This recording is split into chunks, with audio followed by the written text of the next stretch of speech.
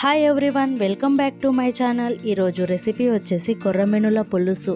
అది కూడా తెలంగాణ స్టైల్లో కొర్రమీనుల పులుసు అంటే చాలా బాగుంటుంది కదా. టేస్ట్ మాత్రం సూపర్ ఉంటుందండి. నా స్టైల్లో మీరు ఈ కొర్రమీనుల పులుసును ఈ విధంగా ట్రై చేయండి.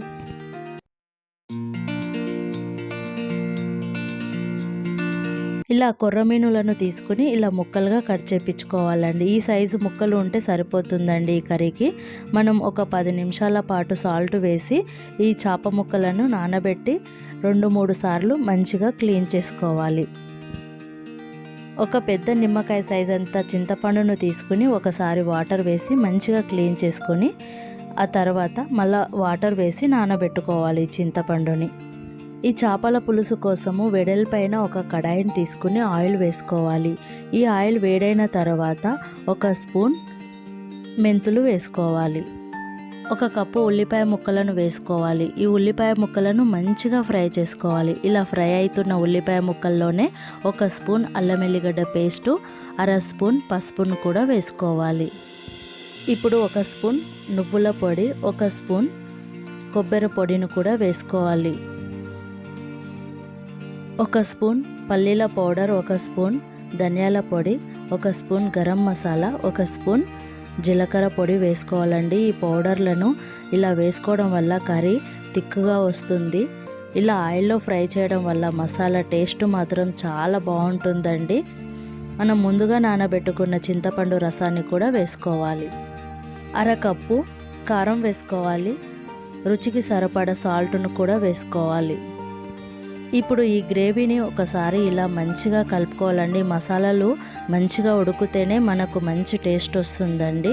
ఒక 2-3 నిమిషాల పాటు ఇలా కలుపుతూ ఫ్రై చేసుకోవాలి. ఇప్పుడు 1 గ్లాస్ వాటర్ వేసుకొని ఒకసారి ఇలా కలుపుకోవాలి. ఈ కొర్రమీనుల పులుసుకు నువ్వుల పొడి, పల్లి పొడి, ఇలా కోకోనట్ పౌడర్ వేయడం వల్ల టేస్ట్ మాత్రం చాలా బాగుంటుందండి. ఇలా మూత పెట్టి ఒక 2-3 నిమిషాల పాటు ఈ గ్రేవీని మంచిగా ఉడికించుకోవాలి. ఇలా ఈ గ్రేవీలో చేప ముక్కలను వేసుకోవాలండి. ఈ గ్రేవీ తిక్కుగా ఉన్నట్టు అనిపిస్తుంది కదా, కానీ చేప ముక్కలు వేసుకున్న తర్వాత పలచగా అవుతుందండి. చేపల నుండి వచ్చే వాటరు మనకు గ్రేవీని పలచగా చేస్తుంది. ఈ గ్రేవీకి సరిపడా ముక్కలను వేసుకోవాలండి. ఈ పులుసు చేసినప్పుడు కొర్రమీనుల తల వేసుకుంటే పులుసు టేస్ట్ మాత్రం చాలా బాగుంటుందండి. ఇలా చేపలను వేసుకున్న తర్వాత ఒకసారి ఇలా సైడ్ల నుంచి కలుపుకోవాలి. ఇప్పుడు 2 రెమ్మల కరివేపాకు వేసుకోవాలి. చూడండి, ఉడకడం స్టార్ట్ అవుతుంది. అలాగే కొంచెం కస్తూరి మేతి వేసుకోవడం వల్ల కూడా టేస్ట్ మాత్రం చాలా బాగుంటుందండి. ముందుగా కట్ చేసి పెట్టుకున్న కొంచెం కొత్తిమీరను వేసుకుని ఒక 4-5 నిమిషాల పాటు ఉడికించుకోవాలి.